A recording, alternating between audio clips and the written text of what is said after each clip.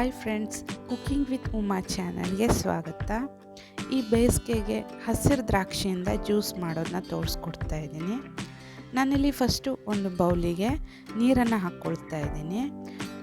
ಕ್ಲೀನಾಗಿ ದ್ರಾಕ್ಷಿ ಹಣ್ಣನ್ನು ತೊಳ್ಕೊಬೇಕು. ಇದಕ್ಕೆ ಸ್ವಲ್ಪ ಅಡುಗೆ ಸೋಡಾನ ಹಾಕ್ತಾ ಇದ್ದೀನಿ. ಹಾಗೆಯೇ ಇದಕ್ಕೆ ನಾವು ಎಷ್ಟು ದ್ರಾಕ್ಷಿ ಹಣ್ಣಿಂದ ಜ್ಯೂಸ್ ಮಾಡ್ಕೊತೀವೋ ಅಷ್ಟು ದ್ರಾಕ್ಷಿ ಹಣ್ಣನ್ನು ಹಾಕಿ ಚೆನ್ನಾಗಿ ಕ್ಲೀನಾಗಿ ತೊಳ್ಕೊಬೇಕು. ಒಂದು 5 ಮಿನಿಟ್ಸು ಇದರಲ್ಲೇ ನೆನೆ ಹಾಕಿ ಕ್ಲೀನಾಗಿ ತೊಳ್ಕೊಬೇಕು. ಈ ಥರ ಮಾಡೋದ್ರಿಂದ ಡಸ್ಟು ಅಥವಾ ಪೆಸ್ಟಿಸೈಡ್ಸ್ ಏನಾದರೂ ಹೊಡೆದಿರೋದು ಕ್ಲೀನ್ ಆಗುತ್ತೆ. ಈಗ ಇದನ್ನು ಬ್ಲೆಂಡರ್ಗೆ ಹಾಕ್ಕೊಳ್ತಾ ಇದ್ದೀನಿ. ಮಿಕ್ಸರ್ ಜಾರಿಗೂ ಕೂಡ ಹಾಕ್ಕೋಬೋದು. ನಾನಿಲ್ಲಿ ಬ್ಲೆಂಡರಲ್ಲಿ ಹಾಕ್ಕೊಳ್ತಾ ಇದ್ದೀನಿ.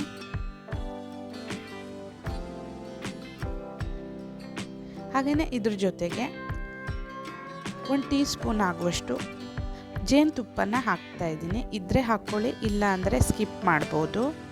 ಇದನ್ನು ಹಾಕ್ಕೊಂಡ್ರೆ ಫ್ಲೇವರು ಟೇಸ್ಟು ಚೆನ್ನಾಗಿರುತ್ತೆ. ಹಾಗೆ ಚಿಟಿಕೆ ಉಪ್ಪನ್ನು ಸೇರಿಸ್ತಾ ಇದ್ದೀನಿ.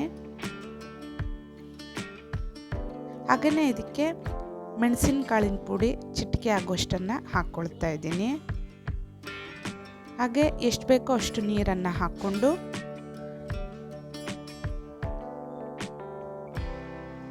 ಬ್ಲೆಂಡರ್ನ ಆನ್ ಮಾಡ್ತಾ ಇದ್ದೀನಿ.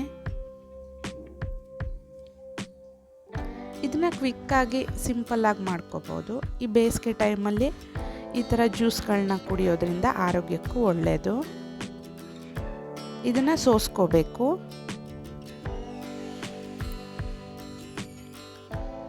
ನೀಟಾಗಿ ಸೋಸ್ಕೊಳ್ತಾ ಇದ್ದೀನಿ. ಹಾಗೆಯೇ ಇನ್ನೊಂದ್ಸರಿ ಈ ಜ್ಯೂಸನ್ನು ಬ್ಲೆಂಡರ್ಗೆ ಹಾಕ್ಕೊಳ್ತಾ ಇದ್ದೀನಿ.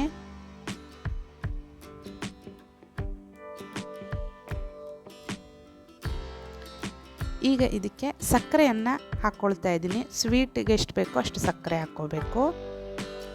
ಹಾಗೆಯೇ ಐಸ್ ಕ್ಯೂಬ್ಸನ್ನು ಹಾಕ್ತಾ ಇದ್ದೀನಿ. ಇದನ್ನ ಇನ್ನೊಂದು ಸಾರಿ ಬ್ಲೆಂಡ್ ಮಾಡ್ಕೋಬೇಕು. ಅಷ್ಟೇ, ರೆಡಿ ಆಗಿಬಿಡ್ತು ಜ್ಯೂಸು. ಇದನ್ನು ಒಂದು ಸರ್ವಿಂಗ್ ಗ್ಲಾಸ್ಗೆ ಹಾಕ್ತಾ ಇದ್ದೀನಿ. ಕೂಲಿಂಗ್ ಇಫೆಕ್ಟ್ಗೆ ಇನ್ನು ಸ್ವಲ್ಪ ಐಸ್ ಕ್ಯೂಬ್ಸನ್ನು ಹಾಕಿ ಸರ್ವ್ ಮಾಡ್ತಾ ಇದ್ದೀನಿ. ನೀವು ಕೂಡ ಖಂಡಿತ ಟ್ರೈ ಮಾಡಿ. ಈ ಸಮ್ಮರ್ನ ಈ ಥರ ಎಂಜಾಯ್ ಮಾಡಿ. ರೆಸಿಪಿ ಇಷ್ಟ ಆದಲ್ಲಿ ದಯವಿಟ್ಟು ಒಂದು ಲೈಕನ್ನು ಕೊಡಿ. Thanks for watching.